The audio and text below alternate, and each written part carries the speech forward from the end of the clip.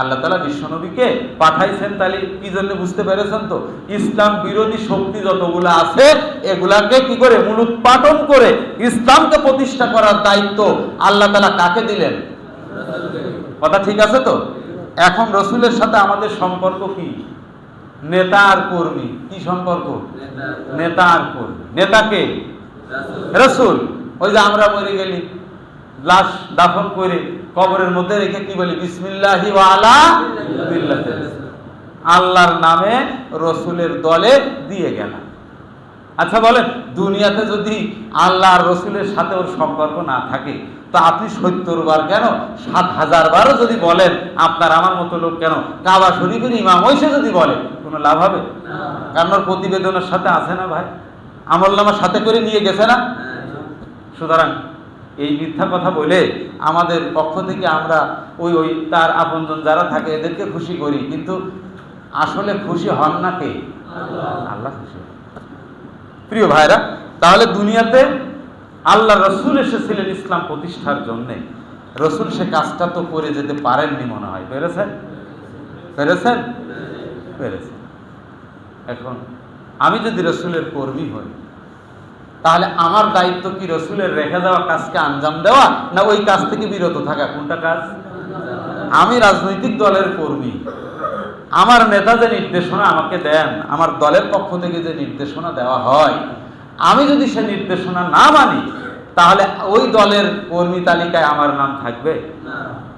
নেতা কর্মী কোনো জায়গায় থাকবে না। কারণ দল আমাকে পরিচয় দিবে তো দলের কর্মী নেতা হিসেবে কখন? যখন দলের কর্মী নেতা হিসেবে কাজ করব। কথা ঠিক কিনা ভাই? এখন রসুলের কর্মী, রসুলের দলের কর্মী হিসাবে আমি নিজেকে পরিচয় দিচ্ছি বটে, কিন্তু আমলে যদি না থাকে, তাহলে কিয়ামতের দিন কি রসুলের শাফাআত পাওয়া যাবে নাকি বলেন? তাহলে রসুলের কাজ ছিল দিন প্রতিষ্ঠা, ইসলাম প্রতিষ্ঠা করা। তার কর্মী হিসাবে আমাদের কি কাজ? একটু বলেন, আমাদের কাজ কি?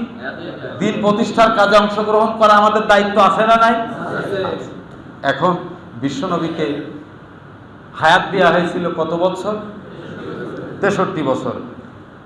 নবুয়তের আগে কত বছর? 40 বছর বিশ্বনবী চেষ্টা করেছিলেন ব্যক্তিগতভাবে। এরপরে সামাজিকভাবেও চেষ্টা করেছেন, বন্ধুদেরকে সাথে নিয়ে 18-20 বছর বয়সে একটা হিলফুল ফুজুল শান্তি সংঘ কায়েম করে তিনি চেষ্টা করলেন। 18 থেকে 40, 22 বছর চেষ্টা করলেন, সফল হতে পারছিলেন? ফ্যান তো ঘুরতেছে যাদের মাথার উপরে। আমি যদি বলি ভাই মহব্বত করে ফ্যানটা বন্ধ করে দেন, আপনি পাজা করে ধরেন, বন্ধ হবে? ফ্যান বন্ধ হবে না, আপনি বন্ধ হবেন। কথা ঠিক কিনা ভাই? এখন মুসল্লি, ইমাম সাহেব, মুয়াজ্জিন, খতিব সবাই মিলে রাস্তার লোক ডেকে নিয়ে এসেও যদি একসাথে ওই ফ্যান বন্ধ করতে যায়, ওই ফ্যান কি বন্ধ হবে নাকি বলেন? আমরা সবাই বন্ধ হয়ে যাব। ফ্যান বন্ধ করতে গেলে এত কিছু করার দরকার নেই, সুইচে একটু চাপ দেন, বন্ধ হবে না? হবে না? বন্ধ হয়ে যাবে। আল্লাহর নবী সে পাওয়ারটা পাননি, 40 বছর আগে পাননি। পাইছিলেন? পাননি। চেষ্টা করছেন, কিন্তু অনেক কিছু কিছু কাজ হয়েছে, কিছু হয়নি, পরিপূর্ণ সফল হতে পারলেন না। 40 বছর বয়সে হেরা গুহায় গিয়ে কি মগ্ন ছিলেন জানেন? হ্যাঁ, এই কথা জীবনে বলবেন না। রাসূল গবেষণা করতে গেছিলেন। কি করতে গেছিলেন?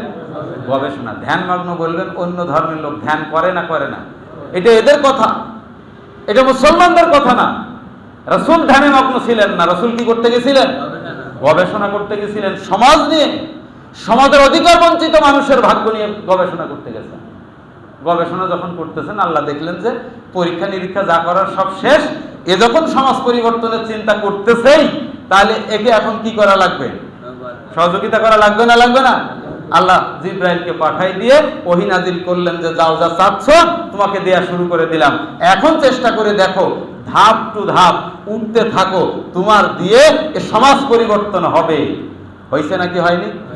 হয়েছে। আল্লাহর হাবিব সেটা করেছেন। এখন সেখানে 13 বছর করলেন door to door, Mecca door to door, দরজার কড়া নেড়ে। সামনে নির্বাচন আসতেছে, ক্যান্ডিডেটের লোকজন, দলের নেতা কর্মীরা দরজায় দরজায় যাবে না ভাই? এবার অন্তত যাওয়া লাগবে। আগে 15-20 বছর বাদ দেন, এগুলা হিসাব এই নির্বাচনে মনে হয় হবে না, এ সিস্টেম ভিন্ন হবে। যাওয়া লাগবে না? লাগবে না? যাওয়া শুরু হয়েছে না ভাই? শুরু হয়ে গেছে অলরেডি। বাড়ি না গেলেও দোকানে দোকানে যাচ্ছে, ভোট চাচ্ছে কি। দরজার কড়া নেড়ে নেড়ে রাসূল দাওয়াত দিলেন, ইয়া কওমি ইবুদুল্লাহ মা লাকুম মিন ইলাহিন গায়রুহু। হে আমার জাতির লোকেরা, তোমরা আল্লাহ ছাড়া আর যাদের দাসত্ব করে এগুলা বাদ দাও, এক আল্লাহর দাসত্ব করো। সুবহানাল্লাহ। কয় বছর? 13 বছর কাজ করলেন। লোকজন খুব বেশি হয়েছিল দলে? খুব বেশি হয়। অত্যাচার নির্যাতনের স্টিম রোলার তাদের পরে চলতেছে। বিশ্বনবী সালাত আদায় করতেছেন, আর উটের নাড়ি ভুড়ি রাসূলের পিঠের পরে এসে চাপাই দিছে। জানেন না ইতিহাস আপনারা? আল্লাহর নবীর প্রাণ ওষ্ঠাগত যাই ভাব। ফাতিমা রাদিয়াল্লাহু তাআলা আনহা দূর থেকে দেখে এসে সেখান থেকে এগুলো অপসারণ করে দিয়েছেন, সরাই দিয়েছেন। আমার হাবিবের ব্যাপারে, বিশ্ব নবীর ব্যাপারে কত ষড়যন্ত্র তারা করেছে। এত ষড়যন্ত্রের মোকাবেলায় বিশ্বনবী কিন্তু তাদের পরে সামান্যতম জালিমের ভূমিকায় অংশগ্রহণ অবতীর্ণ। সুতরাং এখন যারা দিন প্রতিষ্ঠার কাজ আমরা করি, আমরা কি জালিমের ভূমিকায় যেতে পারবো? আমাদের রাসূলকে তা শিখাইছেন আমাদের?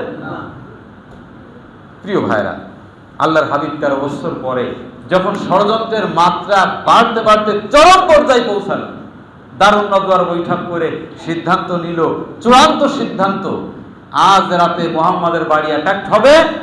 রাতে যদি পারো, না পারলে কাল দিনের বেলা মুহাম্মদকে কি করতে হবে? হত্যা করতে হবে। নাউযুবিল্লাহ। প্রত্যেক গোত্র থেকে একজন করে ঠিক করে নিয়ে লোক নিয়োগ দিয়ে দেওয়া হলো। আল্লাহ তাআলা তখন বিশ্বনবীকে অর্ডার করলেন, হে রাসূল, আর কোনো সুযোগ নেই, এখন কি করতে হবে? বেরিয়ে পড়তে হবে। কিসের উদ্দেশ্যে? মদিনা তো হয়নি, ইয়াসরিব। তখন ইয়াসরিবের উদ্দেশ্যে বের হতে হবে। জিবরাইল এসে যখন বললেন, আল্লাহর হাবিব সেখানে প্রস্তুতি নিয়ে বের হয়ে গেলেন তাদের উদ্দেশ্যে।